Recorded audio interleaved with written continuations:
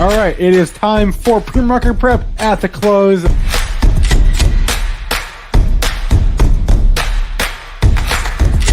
3 consecutive highs, opened, matched yesterday's low, and then once it took out there, that's all the breakout momentum traders needed. Good afternoon, Joel. Spencer, did you find out what that clip was from? No, I forgot. I'm sorry. But what do you do all day? I don't know, Joel. I do so many things. I'll let me write it down because I forgot to look at when that clip was from. Okay. Did Raz ever come on this morning? Nope.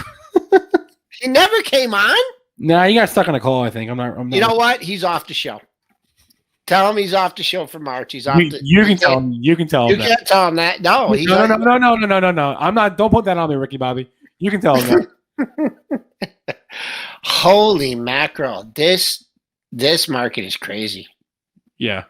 This is one of the craziest markets I think I've ever seen. The volatility. I don't even know where to start. I mean, well, let's start with the. I'm gonna let you lead. This is what I'm gonna do.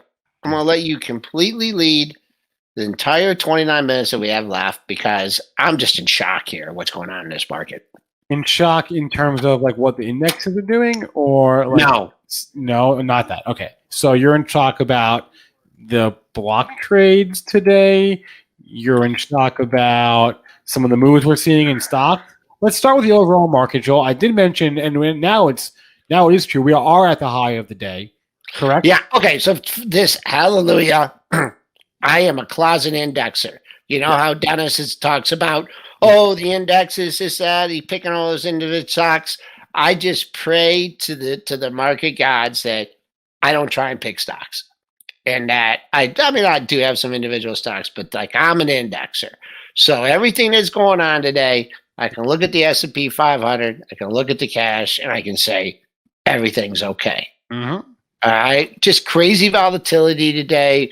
We've been up and down. I'm just going to give you where we're at now. We're near the highs for the session. We're actually near the highs for the week. I'll give you two numbers on the upside. 38.75 was Tuesday's high, and Monday's high was 44.50. So don't know what the path is to get there, but we're heading strong into the close. So that is that's the S&Ps for you. Crude, that's having a good day. That's up 229 at 60.85. I guess the Suez Canal stuff is worrying a little bit about oil supply. Yeah. Gold's up $6 at 1731.10. Climbing its way back up to 1750. Silver, that's in the red by 7 cents. Just a little, 0.7%. Let's call it flat at 2504. Not a bad day for Bitcoin. Bitcoin up $1,545 at 53,950. All right, I do have a special guest I can bring on right now who's lurking in the background. Brent Slava. The head of the Benzinga News Desk. Always good to provide some sanity. Brent. I haven't talked to Brent in a while. Let's bring him in. Brent, Joel, where are you going? Where are you, buddy? Where you been? It has been a really long time, Joel. How long have we not talked in? Couple months? Couple months, but the other day, and I just want to tell you, I'm very disappointed. I went to, on a Sunday, I went to get my second vaccine shot. And I'm like, okay, I'm going to pick me up a Mudgy sandwich. I knew it, Spence. And they're closed on Sunday. I know. I could have told you. You should have called me. Mudgy's is the most delicious sandwich place in all of Detroit for all the non-Detroiters out there in YouTube land. So when's the Lobster Fest? All right. Is it in August? I just wanted, because I want to put a hard stop in. I think it's in July, Joel. I will come down to the office at the latest July 1st for lobster. So we can prep for a month for our lobster rolls? Yes. All $17 of them. Maybe make Raz buy them. Okay. Spencer wants us to keep talking about this stuff, Joel. Can you tell? That's definitely it. Brent, it's a weird day. It's kind of a weird day. What are you seeing about all these block trades out there? Block trades were definitely something intriguing, and then just I just think everything's rotation right now. I feel like everything is rotating from what has been working into what hasn't been working. Seems kind of obvious, but like, look at Target. Target, 52-week high today. Really? Over $200. Look at Dave and Buster's. A lot of people going there, huh? I mean, it's got to be a reopen play, right, Joel? Oh yeah, look at that. It came old. I haven't looked at Target in a while. I mean, the retailers were a little bit slow to react, and now they're catching up. I mean, I just think money's just flying all over the place, and they don't know what the hell they're doing. You know, I mean, that's the way I look at it. But what are you hearing on these block trades, man? I mean, I see these block trades going off at some of these prices, and I'm like, well, you're selling now in a block trade? Why don't you that's it, right, Joel? Why would it happen now, right? It doesn't seem to make sense why it would be happening now. So we were hearing, I think we heard Morgan Stanley earlier, and then I think we heard Goldman later in the day. And I asked Charles, who does our squawk for the news team, you know, like, have you ever seen this many before? And he was like, I've never seen this many before. A Benzinga Pro user asked if this was more on like the stock side of things or more on like the firm side of things. And when I asked Charles about it, he's like, I've never seen this many. I would imagine it's some kind of liquidation happening, but he was like, we don't want to, you know, assume that yet necessarily. Let's just keep watching next week and see what happens. If we still are getting these block trades coming next week, then maybe it is some kind of liquidation on the firm side happening. Can you say margin calls? Could be. I mean, it's just what you said, Joe. Why now? It doesn't make any sense. Why now? It seems like it would have to be forced in some way, you know? And I just want to say, and this is just my slant on things from being in the markets, when you see these block trades and the house is taking the other side, they're not taking the other side because they're going to take the position and get out of it. Right. They're covering. They're being jammed, right, Joel? Well, the customer's being jammed, but you know, let's say I don't want to use anything I have positions in, but let's say Viacom. Okay, I mean, to me, this is Brent. Have you ever seen anything like this? Come on, I put that up on Monday. How low will the company have to go to find buyers of the offering? $85 was the offering price. The high of the day afterwards was 85. So if you're, and this is just like I said, total hypothetical. Let's say you're a big house and you know Brent Slava is long 300,000 Viacom from $17 or $18. Eventually, Brent's going to want to get out, right?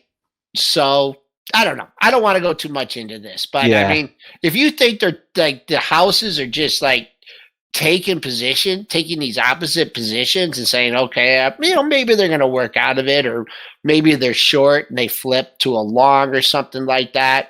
But man, having big positions and not scaling out, and especially in this market environment, is the absolute worst thing you can do. I mean, you have to look at the opportunity that you had in Viacom. Okay, that whole way up, that whole rally.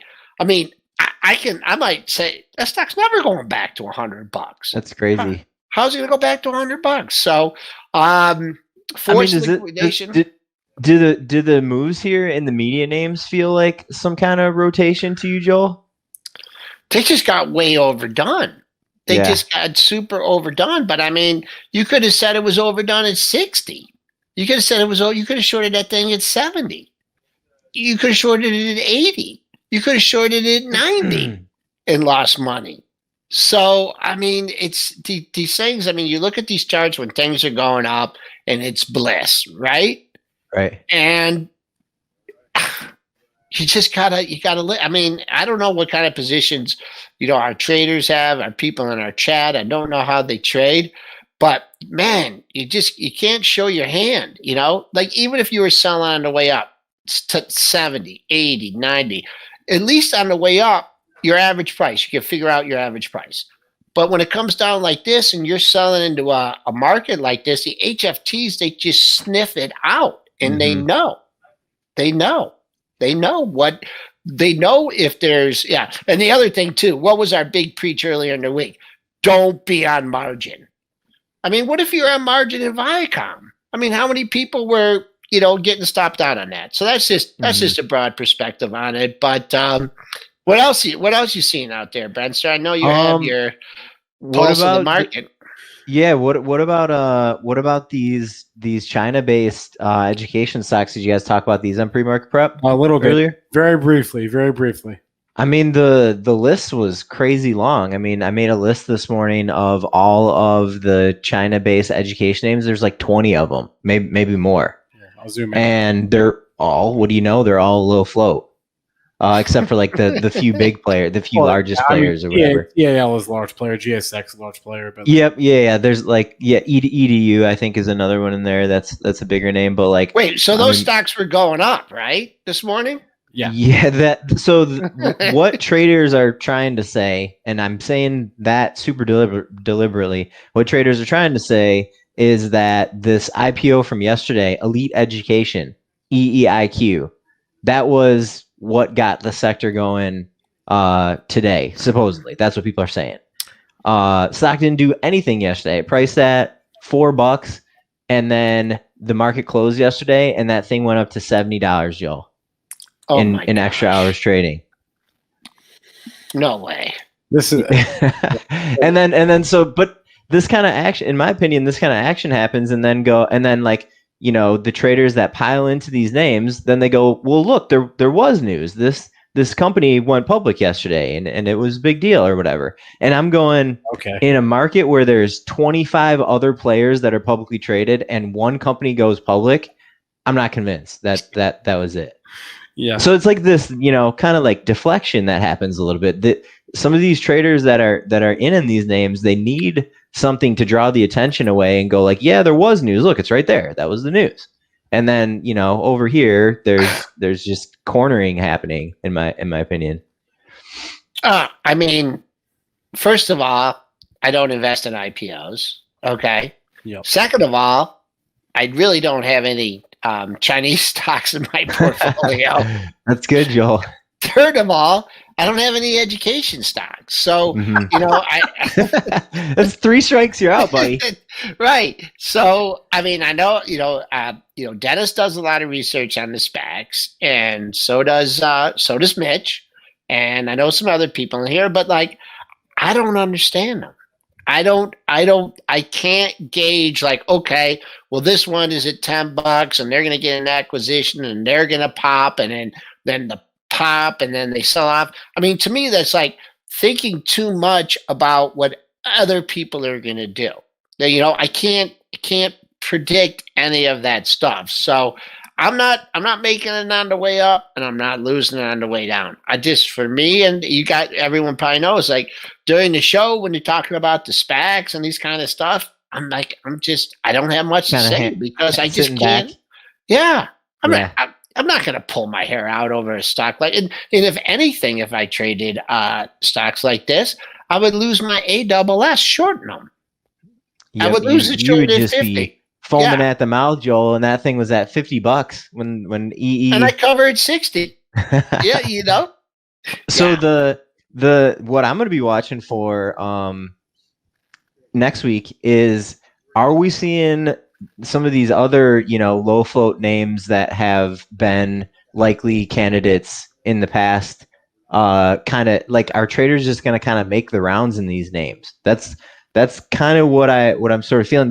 These Chinese education stocks are a classic like low float sector that the whole group will move together. So in my head, I'm kind of like, okay, well, I don't know if you guys remember like SPI Energy. Do you guys remember that one? Maybe a year ago. Yeah, it was like vaguely. Like pull up the chart real quick and look at that move. And that was, I can't remember if there was news on that one, but it's like the Chinese education stocks are a good one. The alternative energy names are a good one for like low float territory. And by the way, when I'm saying low float, I'm usually considering low float like under 20, 30 million shares in the float. If you're getting under 10 million, that's like really low floaty. If you're getting like under 5 million shares, like that SPI one that I mentioned, I think that was like under 1 million shares in its float. And so think about the dynamic when you're trying to trade this stuff. The one day that SPI went crazy, it traded like one share traded like 20 times a day, right? Or something like that. And so you just think about, I guess the disadvantage that people who don't know how these things trade are at when they kind of like see the big spikes in these things and then get into them. So I would warn on, I'd give a little warning there, but like also these have been opportunities in the past.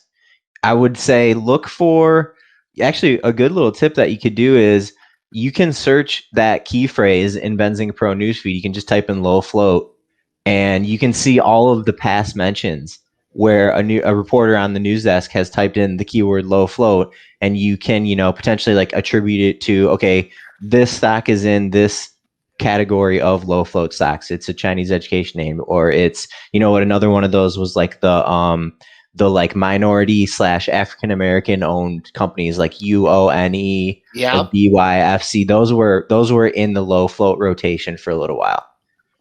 What about I want to talk to you about this whole Suez Canal thing. My first recommendation is they should make that thing a little wider. Joel, I think we've been missing someone like you on the case. That's what they need. It's like a little wider and a little deeper.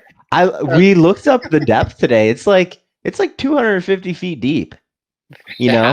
It seems deep to me, but not on the edge there where that. Did they make the guy driving that thing do a breathalyzer test? I mean, how do you pull him over? Yeah, I mean that thing is stuck. Yeah, it really is. Have you guys been looking at some of the pictures? The pictures are crazy. There was a picture of it's like a crane next to it, and it like looks like the crane's like trying to dig. It almost looks like it's a fake picture because it's so unreal how big the ship is. And I was like, when we first were hearing about it, I was like, man, they can't get that thing out of there. Why not? And then I look at the pictures and I'm like, they're never gonna move that thing. That thing's like stuck there. They're gonna have to break it up to get it out of there. They've tried a few things already. And is that a black cat? What is that in the background there? That's Fred. Oh, that's Fred, your dog. Okay. Now he's sitting underneath me. I just had my hit sell button and everything there when I saw the black cat there. But yeah, when I saw this dry ship things, I just wanted to hit DRYS and it's not there anymore. That's one thing. The shippers, like I was looking at NAT, Joel. Yep. Yeah, that's one of them. And I mean, that's popping on it. It popping today, I think, because there was an insider transaction in that name. But like, I mean, this has been happening a good week or two now, and yeah, they've been moving it higher. But I mean, like, it's been like 60 cents or whatever. Yeah, it's not that big of a move. It seems kind of contrarian to me that these overseas shippers haven't been more volatile on this. If you want to have some fun, pull up when the oil stuff went crazy. Pull up the NAT interview, CEO interview on Kramer. Yeah. And, okay. Yeah, and this is when the stock you see this spike to $9, right? Yeah. And that was in April. That's when oil went negative, and the guy was like, "Things are great. Things couldn't be any better. Our business is booming." Well, he said, you gotta do like your Norwegian accent or your Swedish accent. Dennis does that. Dennis does that better. Herbjorn Hansen. That's the things Nordic. Could not be any better. Our business is fantastic. I don't even know if that's Norwegian. What do you think, Spence? That wasn't bad. I'll give him. Dennis does it better. A for effort on that one. A for effort. All right. I want to draw your attention to LC Lending Club. Shares are spiking. We just posted this in Benzinga Pro about 10 minutes ago, or 15 minutes ago now. There was a note. I guess traders are circulating a note from Wedbush defending the stock, saying that today's sell-off it was basically not justified. There was I was looking around a little bit earlier. There was something that was related to the move lower, obviously. So I can't remember what it was right now. Note says the sell-off is tied to misplaced concerns over steps taken by Democratic senators. That's what Wedbush is. So they're out. I wonder if we might have that note somewhere. Let me see if I can find it. LC is the ticker, Joel. New highs here, guys. Yeah, over 39.40. Oh, I lost track of time. Look at that. Yeah, ripping. Yeah, ripping into the close here. I mentioned tongue in cheek that Monday's high was 44.50, and boom, we just hit 43.75. So just monster day. A lot of volatility in the market. We're coming back though. I mean, that's why you got to be an indexer, man. The indexer is going up. Anything else, Brent? Any particular? I mean, I know you had your pulse on everything with the pandemic, and kind of freaked me out in the middle of February and stuff. I was trying to keep you together, Joel. Joel was Spence. Joel was in West Virginia when he called me. And he was like, I need to get the hell out of this state because they might close the border. It was like the only state that didn't have a coronavirus case. I remember that. Actually, I should have stayed there then. Now, no, what I was worried about was I was going to get stuck in Ohio. Yeah, on the way back. We know how Joel feels about Ohio. Yeah, that's what I was worried about. They corner you into Columbus. Oh man! And actually, I did get very mad at Lisa because I told her on the way back that because we had to stop and get food, right? I said I want the only time I've ever ate Wendy's on back-to-back days. I said let's stop in the last town in West Virginia, okay? Because I don't want to eat in Ohio. And all of a sudden, I look, welcome to Ohio, and I called up and I yelled at her and I said I didn't want to stop in Ohio. She was like, "See, we had to." But that was long ago. But Brett, we got 9 minutes left here. Is there anything else on your radar you want to share with us as far as end of the quarter, jockeying for positions, anything along those lines? Not especially. I mean, IPOs have kind of been coming back here a little bit. I feel like SPACs have kind of been going out of favor a little bit, and there have been a couple of notable IPOs lately. Okay. I know you don't look at them a ton, Joel. There was the IPO under yesterday, right? How often do you see that, Brent? Because you watch these IPOs all the time. How often do you see the IPO open below the IPO price? Pretty rarely. Yeah, I mean they probably didn't do the greatest job pricing that thing, I guess, is kind of the obvious answer. But VIO was that yesterday. Yeah, that's weird. Let me see if I can find it real quick, Spence. We can have a little race if you want. VZIO was the. Oh, Vizio, right? Yeah. What do you think about all the Kathy stuff? Like just Kathy in general?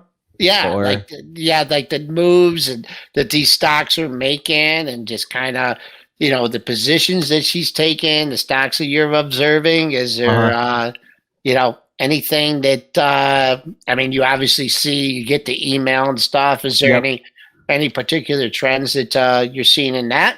I mean, the one that I've really been tracking. So she's been buying a ton of Palantir, PLTR. Yeah, we've noticed it as well.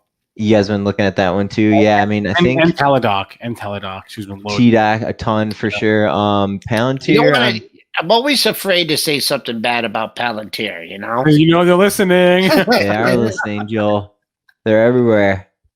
So Kathy bought like a 1.2 million shares on Tuesday. No, Wednesday. And then yesterday she bought another 780,000 shares.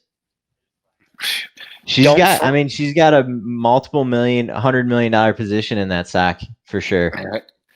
I mean, I guess she must be listening to my mantra of "Don't frown, average down." But she's been in that for a long time, man. So buying more lower, buying more higher. Just hit Monday's high, folks. What a round trip! Jeez, We are Whoa. we are 100 handles off that low from yesterday. We made it and some. We made that low at 43.75. Here we are, and Apple not moving. Still stuck at 120. The financials are having a good day here. Boy, oh boy, the all-time closing high is 64.50. I don't know if we're going to quite get there, but do we have some big buying balances here or something? The last imbalance we had was at couple of sell side balances to the sell side, 300 million and about 150 million, both to the sell side over the last 20 minutes or so. So they scooped them up, huh? Wow. Your all-time high in the SPY is 398.12, and we're at 394 right now. We're in striking distance. Yeah. And like this is what's really intriguing for me right now is like, I have some retail trader friends who are just getting creamed right now. Oh and I'm like, you guys, we're, knocking on the door here. What changed? And then that's kind of where I'm going to this like rotation theme a little bit because, there's profit taking happening on the side of things where stuff has been working and they're moving into other names. I think, some of these reopening plays, not like we haven't been talking about reopening plays, but spring's coming around. We're starting to get into summer. People are being more optimistic about the vaccines. And yep. I think your restaurant plays. I think that maybe the market didn't get ahead of those. I always do the old like 6 months in advance rule for Mr. Market, but maybe with some of these restaurant plays, they're a little lagging. I feel like it's only like a few months that the market's trying to get ahead in some of these retailers and restaurant names. Can you confirm or deny whether Lunchtime Global closed? Spencer said it closed, or Luke did. Like closed down, like shut down. Yeah. We're good. That's a bummer. No, I don't know, Joel. Okay. All right. I've been to downtown only like a few times in the last year, unfortunately. We just dropped Monday's high like it was a bad habit, man. 44.50. Joel, can you bring up your charts? Yes. Yeah. I mean, what a rally to end the Quick day 13 here. points. Holy mackerel. I want to make sure I don't have any sells out here and anything, but holy mackerel. Biggest volume bar of the day as we were pushing through the 39.50. Yeah, it was coming in the last few minutes to trade, but yeah, that huge volume bar I'm looking at was right as we were crossing 39.50. Basically everything is going with it. Trying to find what's not.